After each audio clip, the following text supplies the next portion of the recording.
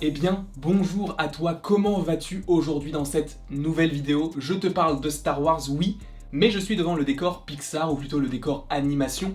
Pourquoi? Parce que je vais te faire la critique, la review, comme disent les anglophones, de la série Star Wars Visions. Avant toute chose, attention, spoiler, quand je fais des critiques en général, ça contient du spoil, donc si tu ne veux pas être spoilé de quelques détails que ce soit, bah ne regarde pas la suite.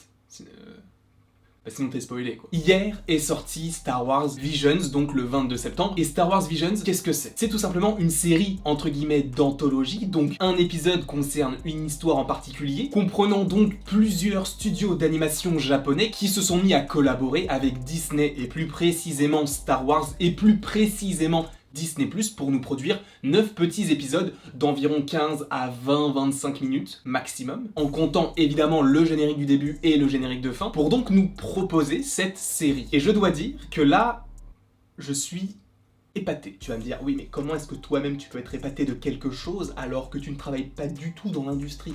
Oui, mais j'ai été touché par les messages que tous les épisodes peuvent renvoyer. Encore une fois, j'ai pas aimé tous les épisodes, mais il y en a vraiment beaucoup qui sont géniaux. Mention spéciale pour l'épisode 4. Alors, l'épisode 4, Masterclass. Pour moi, c'est le meilleur épisode des 9 épisodes qu'on m'a proposé dans cette série. Mais donc, Star Wars Visions, qu'est-ce que c'est précisément graphiquement même, puisque je te rappelle que c'est de l'animation? Eh bien, c'est totalement différent de The Clone Wars, ou Rebels, ou The Bad Batch. Peu importe, ce n'est absolument pas pareil, dans le sens où, là, même si t'as des touches de 3D, c'est vraiment de la 2D, et en plus de ça, c'est vraiment calqué sur ce que l'on peut retrouver, ou ce que l'on pouvait retrouver dans l'animation japonaise. Pourquoi est-ce que j'emploie le présent et le passé? C'est qu'en fait, vu qu'il y a plusieurs studios d'animation qui bossent sur différents épisodes, et bien justement pour Star Wars Visions, tu as la vision du studio qui a été choisi pour tel ou tel épisode, et donc cela te donne différents esthétiques, dans le sens où de temps en temps tu peux avoir de la 2D complète, notamment dans l'épisode 1 avec un petit grain, mais on y reviendra, ou par exemple dans l'épisode 2 où on mêle justement du mouvement, des reliefs, et donc ça rappelle la 3D. Et ça, ce sont des choses que l'on peut trouver aujourd'hui dans les séries d'animation japonaises. Et ça, c'est justement ce que je suis en train de voir avec la série My Hero Academia. Oui, j'ai commencé, j'aime beaucoup, je vous en parlerai quand j'aurai fini, ou plutôt quand je serai à jour, parce que là j'en suis qu'à la saison 1, épisode 5 ou 6. Et donc, j'ai remarqué que même s'il y a de la 2D, par souci de simplicité entre guillemets, eh bien tu as de la 3D, pour ajouter du relief, pour ajouter un petit peu de consistance, et aussi pour ajouter une autre texture. Et bien là, c'est quelque chose que l'on peut également retrouver. Donc quand je te dis que ce que tu peux retrouver dans l'animation japonaise avec un grand A, et un grand J, eh bien tu le retrouves aussi dans Star Wars Visions. Alors évidemment, je pense que derrière tout ça, il y a la volonté de toucher un autre public, parce que je te rappelle que Star Wars, évidemment, c'est familial, mais il est vrai que Star Wars, c'est également des séries d'animation, et c'est de la 3D, et là, en fait, en changeant totalement d'esthétisme, ils peuvent toucher un autre public qui ne s'intéressera pas forcément à Star Wars, mais qui va peut-être se reconnaître esthétiquement parlant en se disant, mais ça, c'est vrai que ça me fait penser à telle série, donc je vais regarder. Et ce qui est cool, c'est que, sachant que c'est une série d'anthologie et qu'aucun épisode n'est lié, même si, de temps en temps, et notamment dans l'épisode 2, tu as un lien avec d'autres petits événements de Star Wars, eh bien, tu peux regarder n'importe quel épisode dans n'importe quel ordre, puisqu'il n'y a pas de connexion. C'est différent de What If, alors que What If, on aurait pu se dire que c'était une série d'anthologie, puisque chaque épisode est différent. Seulement, on sait qu'il va y avoir quelque chose qui va raccorder le tout. Là, pour Star Wars Visions, c'est totalement différent. Chaque épisode a, entre guillemets, son libre arbitre. Il peut vivre indépendamment des autres. Et justement, revenons sur quelques épisodes qui m'ont marqué, et pas forcément marqué dans le bon sens aussi, parce qu'il faut aussi avoir des nuances, mais où justement, tu peux avoir des choses à dire. Alors, j'ai aimé la plupart des épisodes, on va dire que j'ai aimé 80% des épisodes. Bon, même si c'est pas forcément un pourcentage précis, mais t'as compris. Dans un grand ensemble, c'est vraiment très beau, et c'est vraiment très très intéressant. Et justement, par rapport à l'épisode 1, c'est la première claque. Parce que c'est vrai que j'avais déjà fait la réaction au trailer, et j'avais déjà vu des petites scènes donc de l'épisode 1 dans le trailer, et je t'avoue que c'était vraiment celui qui m'intéressait le plus. Et c'est avec celui-ci qu'on commence la série. Alors encore une fois, tu peux commencer la série avec n'importe quel épisode, mais je suis allé dans l'ordre chronologique, donc j'ai fait du 1 au 9, dans cet ordre-là. Alors l'épisode 1, il est incroyable. Graphiquement, en fait, ce qui est assez intéressant, c'est que ça fait assez ancien, dans le sens où tout est noir, tout est blanc, tout est gris. Il n'y a pas vraiment de couleur, à part les lumières, entre guillemets, artificielles. Et ça, c'est assez intéressant. Pourquoi? Parce que, justement, quand tu utilises des sabres laser, les couleurs se différencient. Et là, donc, tu as du bleu, tu as du rouge, etc. Et même les couleurs des vaisseaux, elles ressortent, même les couleurs des droïdes, elles ressortent également. Donc ça, c'est assez intéressant esthétiquement parlant, parce que si on va un peu loin dans l'analyse, même si je n'irai pas forcément extrêmement loin, en fait, on peut se dire que cet épisode 1 est comme comme dirait Hannah Montana, the best of both worlds, avec ton accent éclaté, mais donc le meilleur des deux mondes, par rapport au fait que, esthétiquement, par rapport au noir, au blanc, au gris, tu reviens non pas à l'animé, mais même si c'est possible qu'il y ait des animés en noir et blanc, je ne suis pas assez calé sur le sujet, mais c'est vrai que j'ai acheté des mangas, hein, j'ai acheté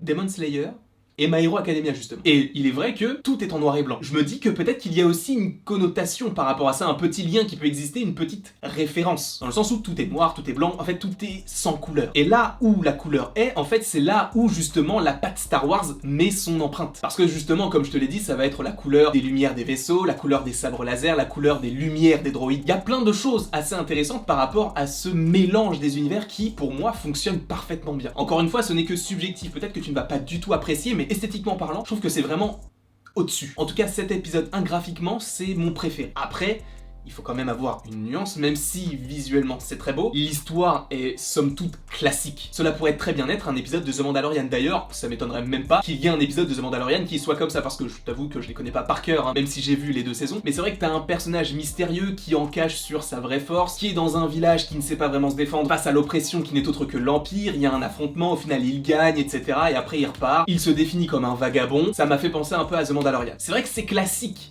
mais visuellement c'est très beau. Et le tout en fait est juste efficace. Donc ça c'était par rapport à l'épisode 1. Ne t'inquiète pas, je vais pas faire ça pour tous les épisodes, il y en a 9.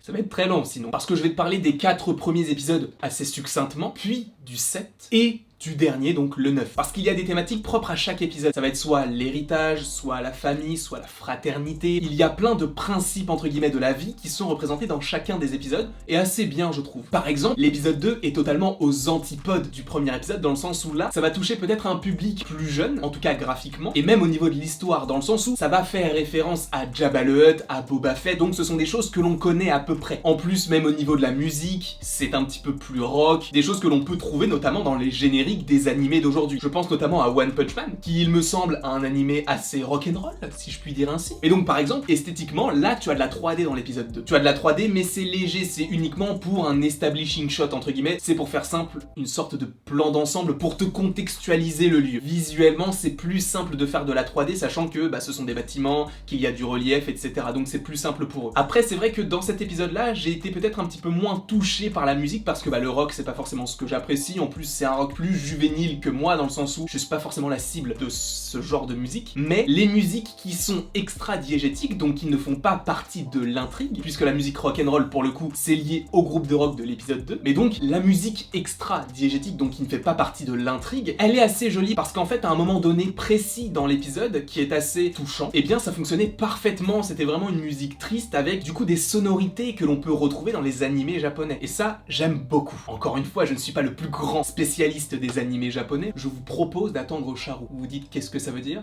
T'inquiète pas. Passons pour l'épisode 2 et allons directement à l'épisode 3. Et l'épisode 3, je t'avoue que il m'a pas touché plus que ça, encore une fois. C'est là, il me semble, une affaire de jumeaux. C'est le titre de l'épisode en tout cas. Ce sont 2 jumeaux qui vont s'affronter, et d'ailleurs ça m'a fait penser...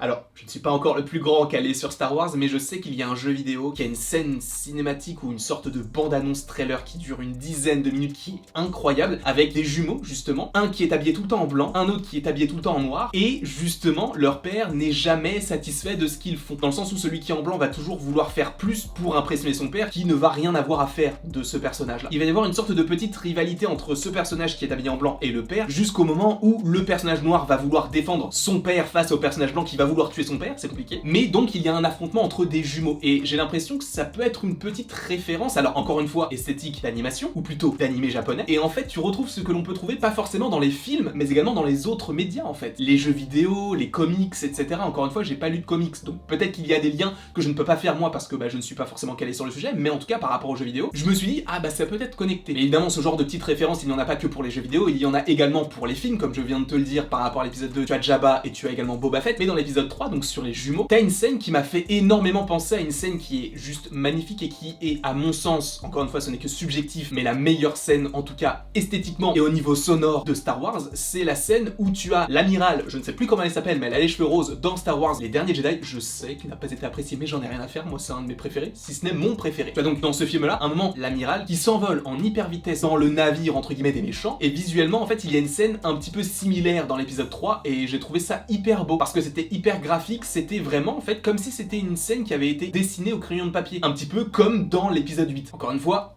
ce n'est que subjectif. Passons maintenant à mon épisode préféré, qui n'est autre que l'épisode 4. Alors, encore une fois, c'est du classique. C'est l'histoire de deux personnages qui vont sur une planète, et sur cette planète, il y a des problèmes, encore une fois, et en fait, ils vont intervenir au bon moment. L'histoire est classique. Et je t'avoue que j'ai lâché ma petite larme. Enfin, j'ai pas lâché la larme, non.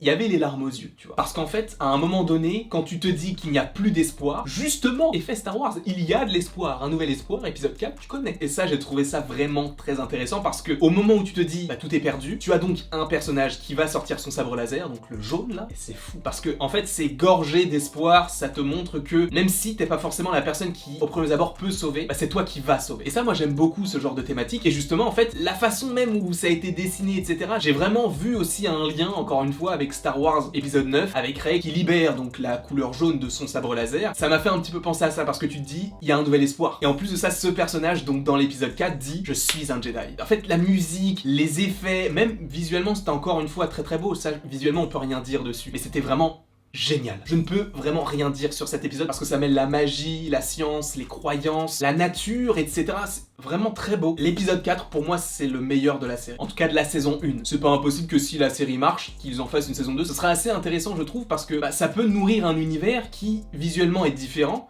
et qui n'a pas forcément de lien avec la saga que l'on connaît par rapport au Skywalker. Ensuite, je voulais vous parler d'un épisode qui dénote un petit peu des autres, c'est l'épisode 7. Alors, il me semble que l'épisode 7 s'appelle l'Ancien, et justement, en fait, je pensais que l'Ancien était gentil, pas du tout. Et c'est là où c'est très intéressant, c'est que même si tu te dis c'est Star Wars, donc c'est Disney, ça va être bon enfant, même si c'est de l'animation, donc ça va être encore plus bon enfant. Bah pas vraiment, parce que même si t'as pas de sang, etc., même si t'as des combats qui sont un petit peu mignons, entre guillemets, hein, parce que visuellement aussi, au niveau des combats, c'est très très bon, c'est très réaliste, et moi j'adore, je trouve ça vraiment beau. Mais alors là, cet épisode-là, il est vraiment très intéressant, parce que c'est là où tu te dis, en fait t'as pas besoin d'avoir du sang, t'as pas besoin d'avoir des monstres, etc., pour te procurer, entre guillemets, un sentiment de frayeur. Dans cet épisode-là, j'étais pas serein, parce que c'est pas une enquête, mais tu te demandes où est le personnage, tu te demandes s'il est gentil, s'il est méchant, etc. Et je t'avoue que ça m'a fait un petit peu penser à un film qui s'appelle The Chaser, donc qui est un film, alors il me semble que c'est sud-coréen, mais je n'en suis pas sûr du tout. T'as un méchant, mais personne le croit méchant, et le gentil, en fait, personne le croit gentil. C'est assez paradoxal dans le sens où, bah, tu ne sais pas vraiment qui est gentil et qui est méchant. Là, c'est pas vraiment le cas, mais par rapport au méchant de l'histoire, donc l'ancien, tu te demandes de temps en temps si c'est le cas ou pas. Parce qu'en fait, il a l'air mignon, même s'il fait peur. Et c'est fort, je trouve, d'avoir mis de la frayeur et de l'avoir bien mise en œuvre. Tu te poses pas mal de questions dans cet épisode-là, notamment où il est-ce qu'il est gentil, est-ce qu'il est méchant, comme je viens de te le dire. Les combats sont très beaux. J'ai pas sursauté, mais c'est l'ambiance, c'est la façon dont c'est filmé, entre guillemets, ou plutôt cadré, la façon dont c'est dessiné, la façon également dont la musique s'accorde parfaitement avec les mouvements qui te procurent une sorte de suspense, on peut le dire. Et bien tout ça, j'adore. Et l'épisode 9, pour le coup, le dernier, c'est pas forcément un épisode que j'ai apprécié particulièrement, mais ce que j'ai apprécié, c'est que dans tous les épisodes, t'as un sabre laser. Par rapport au fait qu'on te parle des cristaux Kyber, par rapport à tout ce qui englobe le bien et le mal. Et pour le coup, dans l'épisode 9, tu comprends un peu mieux Anakin. Alors, je ne dis pas qu'on ne le comprenait pas dans l'épisode 3 et par rapport à toute la saga Skywalker, mais il est passé du côté obscur parce que il en avait gros, on va dire ça. Il a vécu pas mal de choses, le petit bonhomme, mais il finit par être gentil à la fin. Mais justement, dans l'épisode 9 donc de cette série, t'as un personnage qui est gentil tout du long, et pour sauver sa bien-aimée, va devoir aller du côté obscur. Donc il fait un pacte entre guillemets avec le diable pour sauver entre guillemets son amour. Et ça, moi j'aime beaucoup, parce que ça m'a aussi fait penser en fait à l'épisode de Doctor Strange avec What If, dans lequel justement tu te dis, Doctor Strange, est-ce qu'il va réussir? Est-ce que le fait qu'il devienne de plus en plus malveillant, est-ce que ça va faire en sorte que Christine l'aime plus ou revive? C'est compliqué, et justement cette thématique est présente dans l'épisode 9, et je trouve que c'était assez intéressant de montrer en fait le côté obscur, non pas comme quelque chose de malveillant, même si ça l'est, mais comme un espoir pour d'autres personnages. Et c'est une thématique qui revient notamment, il me semble, dans l'épisode 8, où tu as donc deux sœurs qui s'affrontent. Il me semble que l'épisode s'appelle Lop et Ocho. Le personnage donc de Ocho qui va être un personnage qui va, au fur et à mesure des années, se dire, bah en fait le côté obscur, c'est grâce à eux qu'on vit bien. Et c'est ça qui est assez intéressant, c'est la vision de savoir ce qui est bien et ce qui est mauvais. Et ça, moi j'aime beaucoup. De se dire, oui c'est mal, mais en même temps, c'est pas si mal que ça. Pensons à Thanos qui voulait faire ses n'importe quoi, c'est un génocide, d'accord? Et on le dit, on le répète, c'est mauvais, c'est sûr. Mais son raisonnement, il est assez intéressant par rapport au fait qu'il se dit, bah s'il y a moins de monde, la population pourra revivre comme elle le faisait avant et tout le monde pourra bien vivre. Et ça sera totalement aléatoire. Je ne cautionne pas du tout l'effet de Thanos, mais il faut dire que même si son acte est mauvais, t'as quand même de l'espoir dedans. Et c'est ce que je voulais vous montrer dans l'épisode 8 et dans l'épisode 9, dans le sens où le côté obscur c'est le mal. Mais le côté obscur, même si dans tous les films on te présente ça comme le méchant, et ça l'est, t'as quand même des gens qui vont se dire oui mais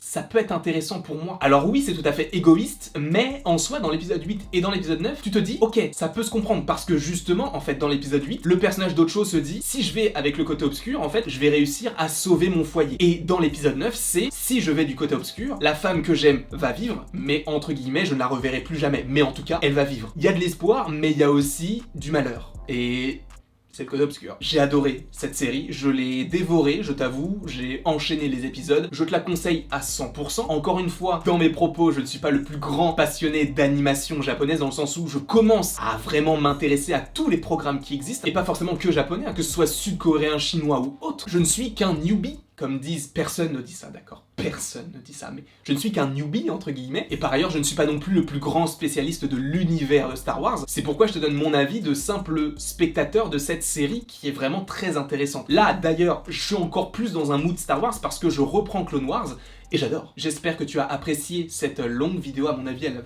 va être longue, mais en tout cas j'espère que tu l'as appréciée. N'hésite pas à l'aimer, à la partager, à la commenter et à t'abonner, cela me ferait extrêmement plaisir. Et après toute cette longue vidéo, il ne me reste plus qu'à te dire à la prochaine, pour la prochaine.